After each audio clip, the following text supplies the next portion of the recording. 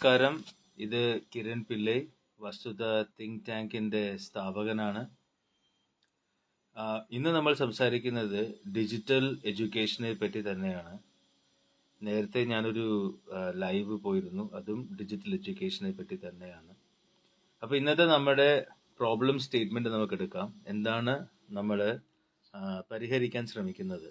ഒന്നാമത്തെ കാര്യം, ഒരു പരക്കെ ഒരു ആരോപണമുണ്ട്. ഇന്നത്തെ വിദ്യാർത്ഥികൾ നാടിന്റെ അവസ്ഥ മനസ്സിലാക്കുന്നില്ല. നാട്ടിൽ എന്താ നടക്കുന്നതെന്ന് അവർക്കറിയില്ല.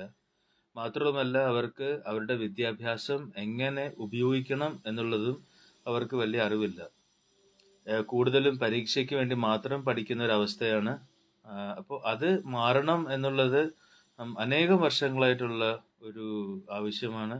ശരിക്കും പറഞ്ഞാൽ ഏതാണ്ട് 1950 തൊട്ടേ ആൾക്കാർ പറയുന്നുണ്ട് വിദ്യാഭ്യാസം നാടിന് ഉള്ളതായിരിക്കണം.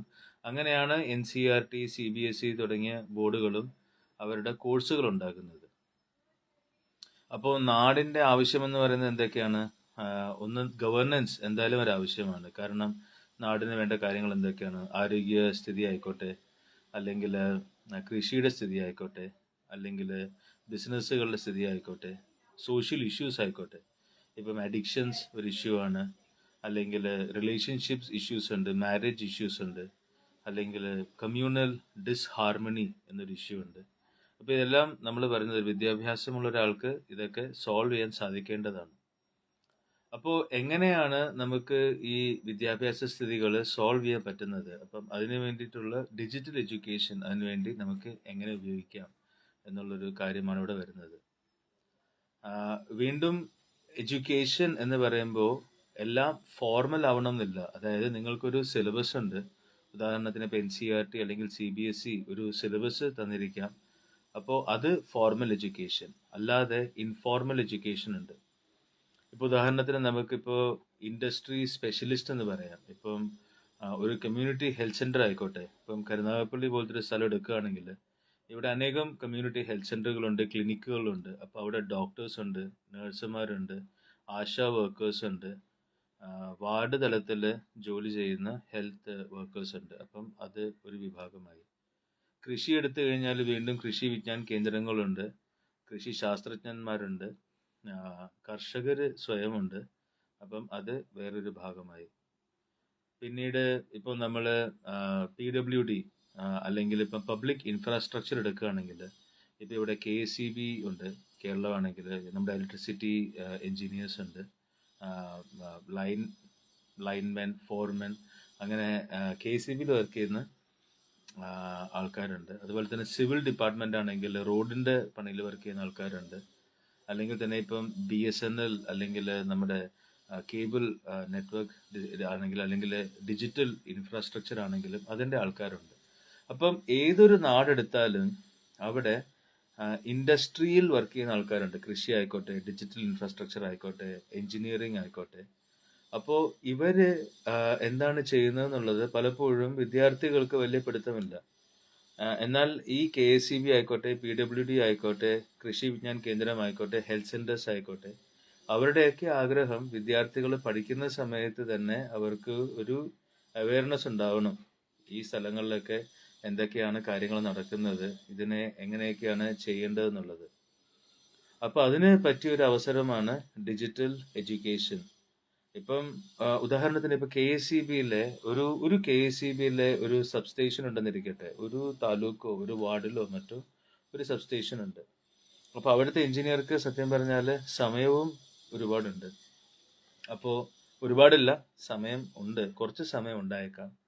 അപ്പം ഏതെങ്കിലും ഒരു ഇന്റേൺ അല്ലെങ്കിൽ ഒരു വിദ്യാർത്ഥി അദ്ദേഹത്തിനോട് സംസാരിക്കുകയാണ്, സാർ എന്താണ് ഇവിടുത്തെ ജോലി, എന്തൊക്കെയാണ് താങ്കളുടെ ഡെയിലി ചലഞ്ചസ്, എന്തൊക്കെയാണ് താങ്കളുടെ പെർഫോമൻസ് ഇൻഡിക്കേറ്റേഴ്സ് എന്നുള്ള കാര്യം മനസ്സിലാക്കുകയാണെങ്കിൽ അവർക്ക് മനസ്സിലാവും KSEBയുടെ ആവശ്യങ്ങൾ ഇന്നതൊക്കെയാണ്, KSEBയിൽ ഇത്തരം കാര്യങ്ങളൊക്കെയാണ് ഇവിടെ പ്രധാനമായിട്ടുള്ളത്, ഇവിടുത്തെ ചലഞ്ചുകൾ ഇതൊക്കെയാണ്, ഇന്ന സാധനങ്ങൾ ഞാൻ പഠിക്കുകയാണെങ്കിൽ എനിക്ക് KSEBക്ക് ഗുണമുണ്ടാക്കാൻ സാധിക്കും.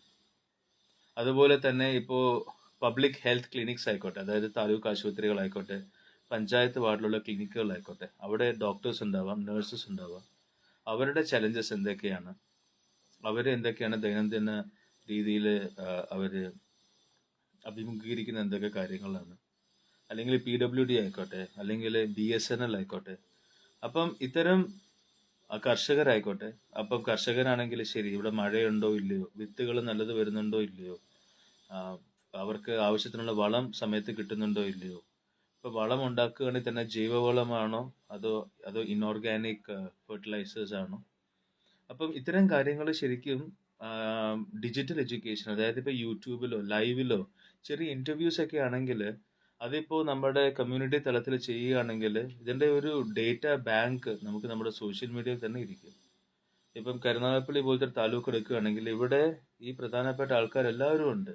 KCB ആയിക്കോട്ടെ, PWD ആയിക്കോട്ടെ, സിവിൽ സ്റ്റേഷൻസ് ആയിക്കോട്ടെ, അല്ലെങ്കിൽ RTO ആയിക്കോട്ടെ, പലതരം പഞ്ചായത്ത് മെമ്പേഴ്സ് ആയിക്കോട്ടെ, പഞ്ചായത്തിൽ വർക്ക് ചെയ്യുന്ന പലതരം പ്രൊഫഷണൽസ് ആയിക്കോട്ടെ. അപ്പൊ ഇവരുടെ എല്ലാവരുടെയും ജോലി എന്താണ്, ഇവര് ദൈനംദിന ജീവിതത്തിൽ എന്തൊക്കെയാണ് ഇവർ ഫേസ് ചെയ്യുന്നത്, ഇവരുടെ പ്രൊഫഷണൽ ചലഞ്ചസ് എന്തൊക്കെയാണ്, ഇവരുപയോഗിക്കുന്ന ടെക്നോളജി എന്തൊക്കെയാണ്, ഇവരുടെ ജോലി കിട്ടാൻ വേണ്ടി ബാക്കി കാര്യങ്ങൾ നമ്മൾ എന്തൊക്കെ പഠിക്കണം.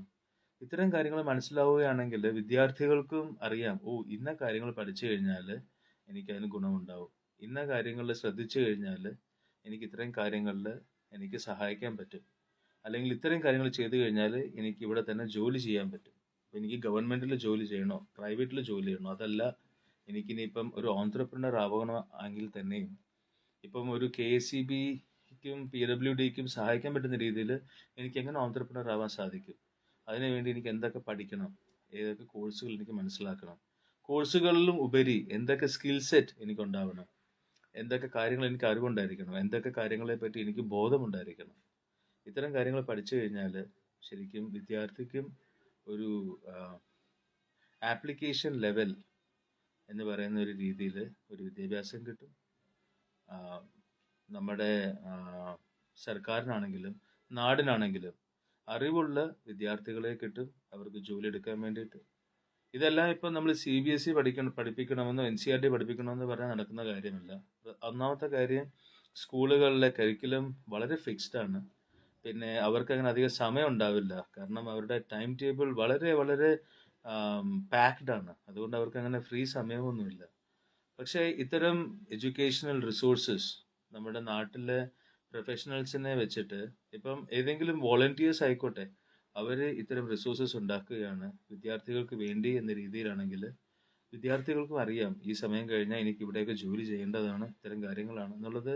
ആ ഒരു അറിവ് ഡിജിറ്റൽ എഡ്യൂക്കേഷൻ വഴി കിട്ടാവുന്നതാണ്. ഇത് ശ്രമിക്കേണ്ട ഒരു കാര്യമാണ്. ഇത് ശ്രമിച്ചു കഴിഞ്ഞാൽ ഒന്നാമത്തെ കാര്യം, വിദ്യാർത്ഥികൾ പഠിക്കുന്നതിൽ കൂടുതൽ ശ്രദ്ധ ചെയ്തിരിക്കും. അവർക്ക് നാട്ടിൽ തന്നെ നിൽക്കണമെങ്കിൽ ഇത്തരം കാര്യങ്ങൾ ഉണ്ടെന്നറിയാം. പഠിത്തം തീരുന്നതിന് മുമ്പ് തന്നെ ഇത്തരം ഗവൺമെന്റ് സ്ഥാപനങ്ങളുമായിട്ട് അവർക്ക് സംസാരിക്കുകയും ബന്ധം പുലർത്താൻ സാധിക്കുകയും ചെയ്യും. അതിന് വേണ്ടതായിട്ടുള്ള ശരിയായിട്ടുള്ള സംവിധാനങ്ങൾ ഉണ്ടാക്കുകയാണെങ്കിൽ ഇവരുടെ ഓഫീസ് സമയത്തല്ലാതെ ഈ ഈ എഞ്ചിനീയേഴ്സിനോടാണെങ്കിലും ഈ പ്രൊഫഷണൽസിനോട് സംസാരിക്കാനുള്ള അവസരം കിട്ടുകയും ചെയ്യും. ഇത്തരം കാര്യങ്ങൾ കിട്ടുകയാണെങ്കിൽ വിദ്യാർത്ഥികളുടെ സ്റ്റാൻഡേർഡ് കൂടും. ഒന്നാമത്തെ കാര്യം, പഠനത്തിൻ്റെ സ്റ്റാൻഡേർഡ് കൂടും. പിന്നീട് ശരിയായ വിദ്യാർത്ഥികളെ നമുക്ക് നമ്മുടെ നാട്ടിൽ തന്നെ നിർത്തുവാനും ഉള്ള രീതികളും കിട്ടും. ഇത് ഒരാശയം മാത്രമാണ്. ഇതുവരെ ഇത് കേട്ട് നിന്നതിന് നമസ്കാരം, നന്ദി. എൻ്റെ പേര് കിരൺ S. പിള്ളൈ, സ്ഥാപകനാണ് വസ്തുത തിങ്ക് ടാങ്കിൻ്റെ. Thank U.